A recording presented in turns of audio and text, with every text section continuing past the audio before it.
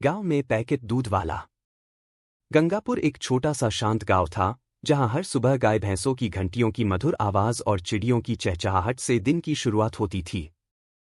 गांव के लोग सादगी और पारंपरिक जीवनशैली में विश्वास रखते थे। उनके लिए गाय भैंस का ताजा दूध ही जीवन का अमृत था। लेकिन एक दिन इस शांत गांव में एक नई हलचल शुरू हुई। रमेश, गांव का एक युवा जो हाल ही में शहर से वापस आया था, ने एक नया व्यवसाय शुरू करने का फैसला किया। शहर में रहते हुए उसने देखा था कि लोग पैकेट वाले दूध का इस्तेमाल करते हैं, जो सुविधाजनक और लंबे समय तक चलने वाला होता है। उसने सोचा, क्यों न गांव में भी इसकी शुरुआत की जाए। यह लोगों के लिए एक नई सुविधा होगी। रमेश ने पैकेट दूध बेचने की तैयारी शुरू कर दी। उसने शहर से दूध के पैकेट मंगवाए और एक छोटी सी दुकान खोली। शुरुआत में गांव वालों को यह नया तरीका अजीब लगा। वे इसे संदेह की नज़र से देखते थे। गांव की बुजुर्ग महिलाएं कहती, यह कैसा दूध है जो पैकेट में बंद है? हमें तो गाय भैंस का ताजा दूध ही पसंद है। रमेश के पड़ोसी मोहन ने मजाक में कहा, अरे भाई, यह दूध तो प्लास्टिक में बंद है, इसमें वह स्वाद कहाँ जो हमारी गाय के दूध में होता है। रमेश ने हार नहीं मानी। वह हर रोज लोगों को समझाता, यह दूध भी उतना ही पौष्टिक है और इसे लंबे समय तक स्टोर किया जा सकता है। यह उन लोगों के लिए बहुत सुविधाजनक है जिनके पास गाय भैंस नहीं है या जो व्यस्त रहते हैं। धीरे धीरे कुछ लोगों ने इसे आजमाना शुरू किया। पहले तो वे संकोच करते थे, लेकिन जब उन्होंने देखा कि दूध का स्वाद और गुणवत्ता अच्छी है, तो वे रोजाना खरीदने लगे। एक दिन गांव के बुजुर्ग ठाकुर साहब ने रमेश को बुलाया। ठाकुर साहब गांव के सम्मानित व्यक्ति थे और उनकी बात का सभी लोग आदर करते थे। उन्होंने रमेश से कहा, बेटा, यह पैकेट वाला दूध तो ठीक है, लेकिन इसमें वह मिठास और स्वाद नहीं है जो हमारी गाय के दूध में होता है। हमारी परंपराएं और संस्कृति हमें गाय के दूध से जोड़ती है। रमेश ने विनम्रता से जवाब दिया, ठाकुर साहब, आपकी बात सही है। गाय का दूध तो अमृत है।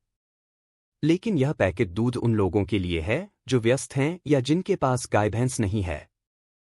यह उनकी जरूरत को पूरा करता है। मैं किसी की परंपराओं को बदलना नहीं चाहता, बस एक विकल्प देना चाहता हूं। ठाकुर साहब ने रमेश की बात सुनी और उसकी मेहनत और लगन को सराहा। उन्होंने कहा, तुम्हारी मेहनत सराहनीय है, बेटा। तुमने गांव में एक नई चीज लाने की कोशिश की है। यह अच्छा है।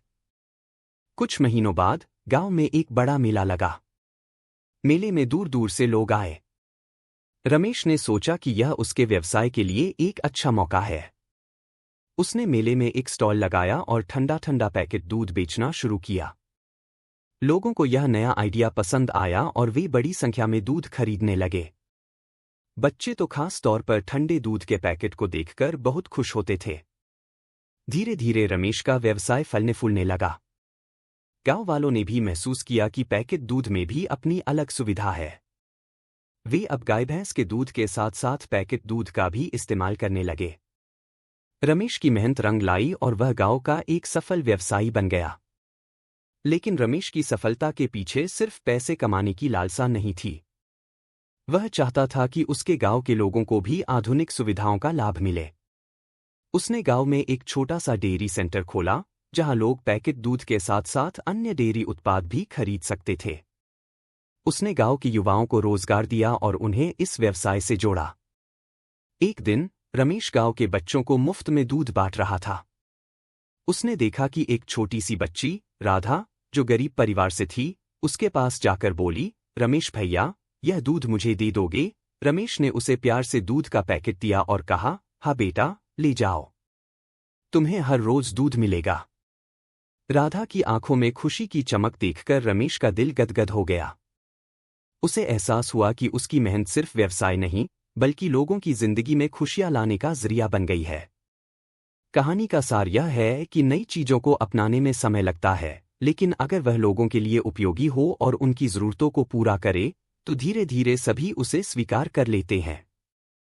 रमेश ने अपनी मेहनत, लगन और दृढ़ संकल्प से न सिर्फ अपना व्यवसाय खड़ा किया, बल्कि गांव के लोगों के दिलों में भी जगह बना ली। उसकी कहानी गांव के हर युवा के लिए प्रेरणा बन गई, जो सपने देखते हैं और उन्हें पूरा करने के लिए मेहनत करते हैं। समाप्त।